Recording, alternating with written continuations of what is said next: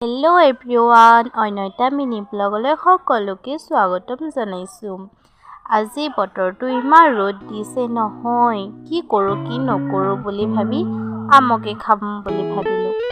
তাইক পিছে আম কাটিবলৈ লগাই দিলোঁ।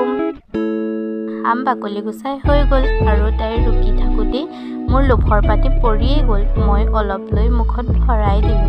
কাৰ লোভ লাগিছে ক'বচোন দেই। পিছে আম বুলি ক'লে জলকীয়া নোহোৱাকৈ জানো খাব পাৰি? পাছফালৈ গৈ ৰঙা জলকীয়া টুকি ছিঙি ল'লোঁ প্ৰথমে, তাৰ পাছত বাকীকেইটা জলকীয়া ছিঙিলোঁ। জলকীয়াজোপা মায়ে ৰুইছিল দেই, জলকীয়াজোপা ধুনীয়াকৈ লাগি আছে। পিছে মই জলকীয়া ছিঙিবলৈ অকলে অহা নাই, মোৰ লগত আহিছে এইজন। এইফালে আকৌ আমাৰ আমো ৰেডি হৈ গ'ল। এতিয়া খাবলৈ আমি ষ্টাৰ্ট দিয়েই দিলোঁ। পিছে আমাৰ এইজনী আম খোৱা বস্তু চাওকচোন কেনেকৈ বহি লৈছে। মই আকৌ ধুনীয়াকৈ ৰসকণ খাওঁ বুলি চৰিয়াটো দাঙি ল'লোঁ। বাই বাই আজিলৈ।